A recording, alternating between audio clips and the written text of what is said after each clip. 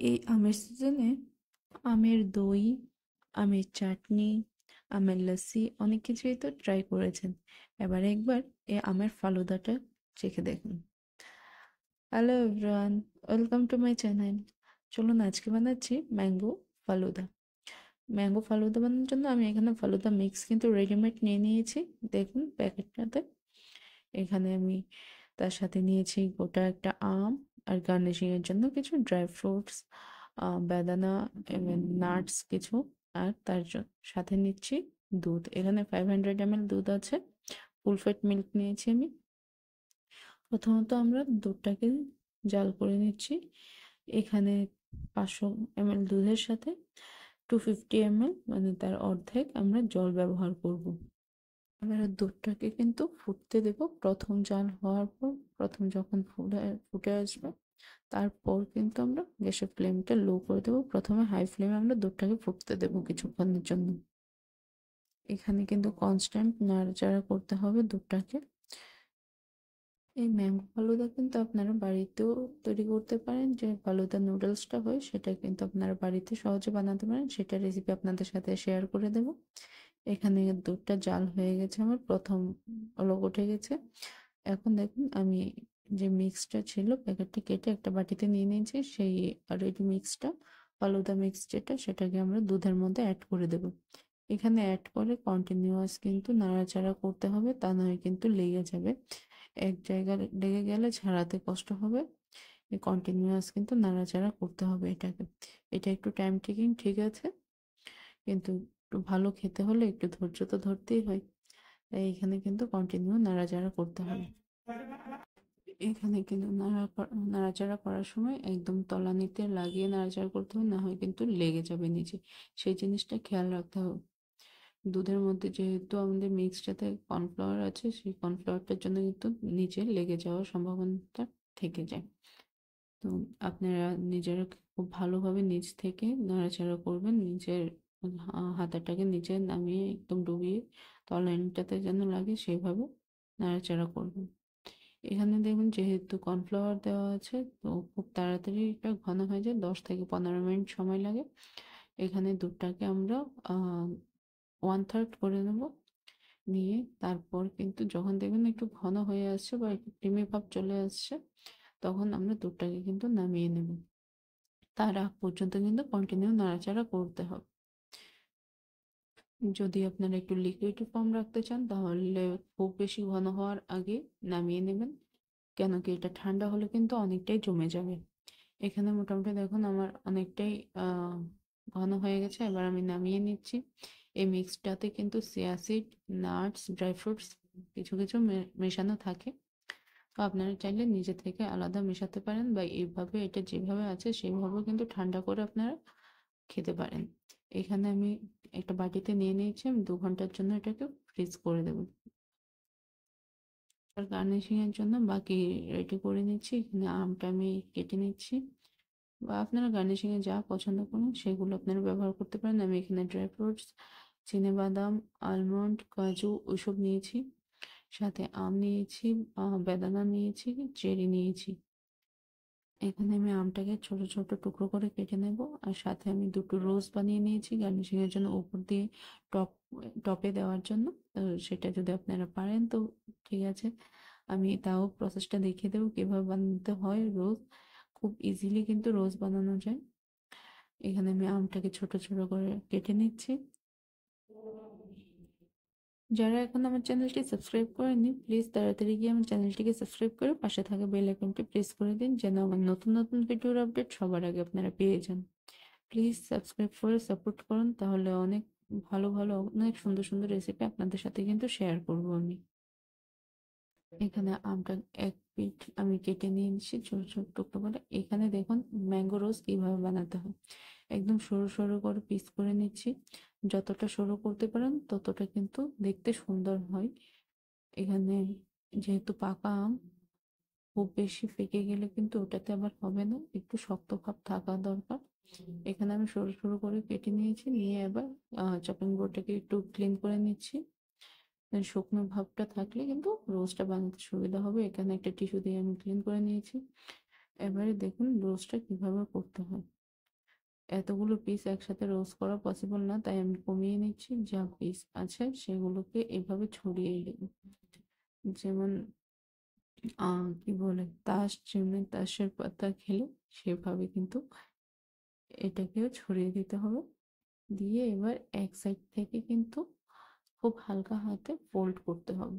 দেখুন, এভাবেই খুলে যাওয়ার সম্ভাবনা থাকে, ঠিক আছে, কিন্তু আপনি একটু ধৈর্য ধরে একটু হালকা হাতে এভাবে ফোল্ড করে দেবেন। দেখুন কত সুন্দর থেকে যাবে। এভাবে রোস্টটাকে বানিয়ে আপনি কিছুক্ষণের জন্য ফ্রিজারে রেখে দিন। যখন একটু শক্ত ভাব হয়ে আসবে তখন আপনারা এটাকে ইজিলি ইউজ করতে পারবেন। আমি এখানে দুটো বানাচ্ছি, বানিয়ে ফ্রিজারে রেখে দেবো। যতক্ষণ আমাদের ফালুদাটা ঠান্ডা হবে ততক্ষণে এটাও কিন্তু জমে যাবে। তো আমাদের এটা টপিং এ ব্যবহার করতে কিন্তু সুবিধা হবে এবং দেখতেও ভালো লাগবে। এখানে একটা আমি বড় বানিয়েছি, আর একটা যেহেতু আমার পিস এখানে কম আছে, তাই আমি এই 4টে পিস দিয়েই কিন্তু আরো একটা বানিয়ে নিচ্ছি। খুব ইজিলি কিন্তু দেখুন ফোল্ড করা যায়। যত পাতলা করবেন তত ফোল্ড করতে সুবিধা হবে। এখানে আমার দুটো ম্যাঙ্গো রোজ রেডি হয়ে গেছে। বাকি যে আমটা আছে সেটাকে আমি ছোট ছোট টুকরো করে নিচ্ছি। কিছুটা বাইটস আসবে ফালুদাটা খাওয়ার সময়। এখানে দেখুন আমাদের ম্যাঙ্গো রোজ গুলো রেডি। দেখতে কিন্তু দুর্দান্ত লাগছে। এবার এটা আমি ফ্রিজারে রেখে দেবো। চলুন, 2 ঘন্টা হয়ে গেছে। এবার আমরা এখানে ফালুদাটা বার করে নিয়েছি, দেখে নিয়েছেন কতটা ঘন হয়ে গেছে। করার জন্য আপনারা কিন্তু সার্ভিং বোল নিতে পারেন বা এরকম ওয়াইন গ্লাস নিয়ে নিতে পারেন। আমি এখানে গ্লাসে সার্ভ করছি। প্রথমত গ্লাসের মধ্যে আমি 2 হাতা করে, ছোট হাতাতে 2 হাতা করে ফালুদা মিক্স নিয়ে নিচ্ছি। দেখুন এটা অনেকটাই কিন্তু ঘন হয়ে গেছে, অনেকটাই ক্রিমি হয়ে গেছে। আপনারা যদি আর একটু রিডিউস করে রাখতেন তাহলে কিন্তু একদম পুরো থকথকে জেলি টাইপ হয়ে যেত, খেতে ততটা ভালো লাগতো না। এরকম একটু লিকুইড ফর্ম হলে কিন্তু খেতে ভালো লাগে।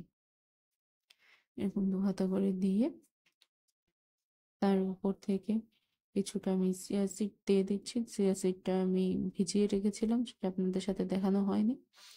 তো এখানে চিয়া সিডটা যদি আপনাদের বাড়িতে না থাকে তো আপনারা স্কিপ করতে পারেন। চিয়া সিডে মানে কম্পালসারি না। ইভেন যে ফালতু মিক্সটা থাকে সেটার মধ্যে কিন্তু চিয়া সিড দেওয়া থাকে। সো আপনারা এটা স্কিপও করতে পারেন। আমার ঘরে অ্যাভেলেবেল আছে তাই আমি দিয়েছি। ইভেন দেখতে কিন্তু দুর্দান্ত লাগে এটা দিন। এখানে গ্লাসের চারদিকে ঘুরিয়ে কিন্তু আমি চিয়া সিডটা দিয়ে দিচ্ছি ফালুদার উপর। আউটলুকটা খুব ভালো লাগবে সেটাতে। বাইরে থেকে দেখলে যে রেস্টুরেন্টে খাচ্ছি সেরকম কিন্তু একটা ফিল আসবে। সেটা আপনি ঘরে বসে ক্রিয়েট করতে পারেন। আপনি আপনার মনের মতো যেভাবে আপনার পছন্দ সেভাবে আপনারা গার্নিশ করতে পারেন। এটা কিন্তু নিজেদের মধ্যে একটা আনন্দ লাগে যে আমি রেস্টুরেন্ট স্টাইলে নিজেরাও করতে পারি। একটু মনের মধ্যে কিন্তু এই জিনিসটা আসে। চলুন যাই হোক, এখানে চিয়া সিডগুলো আমি সাইড থেকে দিয়ে দিয়েছি। তার উপর আমি যে ম্যাঙ্গো গুলো কেটে নিয়েছি, মানে আমগুলো ছোট ছোট করে কেটে নিয়েছিলাম, যে ছোট টুকরোগুলো আমি এই সাইডে করে দিয়ে দিচ্ছি। আবারও বলছি, যারা এখনো আমার চ্যানেলটি সাবস্ক্রাইব করেননি প্লিজ এখানে আমটা দিতে দিতে চ্যানেলটা সাবস্ক্রাইব করে দিন। চ্যানেল সাবস্ক্রাইব করতে বেল আইকন প্রেস করতে কিন্তু একদমই পয়সা লাগে না, বিনা পয়সায় হয়ে যায়। যদি আপনাদের সাপোর্ট থাকে তাহলে কিন্তু অনেক আমি আপনাদের সাথে ভিডিও শেয়ার করতে পারবো। এখানে আমার আম দেওয়া হয়ে গেছে। সাইড থেকে আমি ঘুরিয়ে ঘুরিয়ে কিন্তু আমের যে ছোট টুকরোগুলো সেগুলো দিয়ে দিচ্ছি। এবারে দিয়ে দিচ্ছি আমি ড্রাই ফ্রুটস কিছু। এখানে কাজু, কিশমিশ, কুমড়ো বীজ, সানফ্লাওয়ার সিড, অনেক কিছুই আছে। তারপরে এখানে আমি বাদাম আর আলমন্ড কাজু আমি ক্রাশ করে নিয়েছি, সেই ক্রাশটা আমি দিয়ে দিচ্ছি। দিয়ে এবার উপর থেকে কিছুটা ব্যানানা বীজ দিয়ে দিচ্ছি। অনেকটা কালারফুল লাগে। এখানে আপনারা স্ট্রবেরি ব্যবহার করতে পারেন, ব্ল্যাকবেরি ব্যবহার করতে পারেন, যদি আপনাদের ঘরে অ্যাভেলেবেল থাকে সেগুলো আপনারা ব্যবহার করতে পারেন। যে কোনো ফল আপনারা কিন্তু ব্যবহার করতে পারেন, একটু কালারফুল আসে। আহ, এখানে আঙ্গুরটাও ব্যবহার করতে পারেন, যে ব্ল্যাক আঙ্গুরটা, ব্ল্যাক গ্রেপস বা গ্রিন গ্রেপসটাও আপনারা ব্যবহার করতে পারেন, যেটাতে কালারফুল লাগবে বা আপনাদের যেটা পছন্দ সেটা আপনারা ব্যবহার করুন। তারপর উপর থেকে আমি আরেকটু করে ফালুদা মিক্স দিয়ে দিচ্ছি। দিয়ে গ্যাপটাকে ফিল করে নিচ্ছি ভালোভাবে। তার উপর থেকে এখানে আমি দিয়ে দেব, আপনারা আইসক্রিম ব্যবহার করতে পারেন বা রাবড়ি ব্যবহার করতে পারেন। আমি এখানে কিন্তু আইসক্রিম ব্যবহার করছি, যদিও আমার আইসক্রিমটা একটু গলে গেছে। এটা আমার ঘরে বানানো না, আমি কিনে এনেছিলাম, মিথ্যে কথা বলবো না আপনাদের সাথে। তো এটা আমার বাইরে থেকে কিনে আনা আইসক্রিম, আনতে আনতে কিন্তু গলে গেছে। সো এটা কিছুটা রাবড়ি কেক বলতে পারেন। মিক্স হয়ে গেছে যে। তো আইসক্রিমটা উপর থেকে টপিং এ দিয়ে দিচ্ছি। আপনারা আইসক্রিম ছাড়া এমনিতে রাবড়িও দিতে পারেন বা দুধের সর দিতে পারেন বা ফোম ক্রিম দিতে পারেন, যেটা আপনাদের পছন্দ সেটা আপনারা ব্যবহার করতে পারেন। এখানে উপর থেকে দিয়ে তার উপর আর একটু ড্রাই ফ্রুটস বা বেদানা বা চেরি এসব কিছু দিয়ে আপনারা একটু কালারফুল বানিয়ে নিন। যখন দেখবেন যে ভিজুয়ালি অ্যাট্রাকটিভ লাগে তখন কিন্তু খেতেও ভালো লাগে, খেতে মন চায়। আমি উপর থেকে আরেকটু ফালুদা মিক্স দিয়ে দিয়েছি যেন কালারটা এনহ্যান্স হয়। তারপর কিন্তু আমি এখানে উপর থেকে ড্রাই ফ্রুটস আরো দিয়ে চেরি দিয়ে দিচ্ছি। চেরি দিয়ে সাজিয়ে দিচ্ছি। আপনারা এইভাবেও সেভ করতে পারেন, এভাবেও কিন্তু দেখতে খুব ভালো লাগছে যেহেতু উপর থেকে চেরিটা আছে টপিংয়ে। দেখুন একদম লাল লাল চেরি আছে, খুব ভালো লাগছে কিন্তু দেখতে, অনেকটা কালারফুল লাগছে। এছাড়া আপনারা কিন্তু উপরে যে আমরা ম্যাঙ্গো রোস্টটা বানিয়ে রেখেছিলাম সেগুলো ফ্রিজার থেকে বার করে এনে আপনারা ওটা উপর থেকে দিয়ে টপিং এ দিয়ে কিন্তু সার্ভ করতে পারেন। যদি আপনাদের ম্যাঙ্গো রোস্ট বানাতে অসুবিধা হয়ে থাকে তাহলে আপনারা এইভাবেও সার্ভ করতে পারেন। একবার বাড়িতে বানিয়ে দেখুন কতটা দুর্দান্ত লাগে খেতে। আর আমি যখন ভয়েস দিচ্ছি আমার জিভে সত্যি জল চলে আসছে। সো এখানে আমি ম্যাঙ্গো রোজগুলো ফ্রিজার থেকে এনে উপর থেকে দিয়ে দিয়েছি। দেখুন আমি দুটো ম্যাঙ্গো রোজ দুটোতে দিয়েছি। সাইড থেকে সাইড ভিউটা দেখুন কি দুর্দান্ত লাগছে দেখতে। Thanks for watching.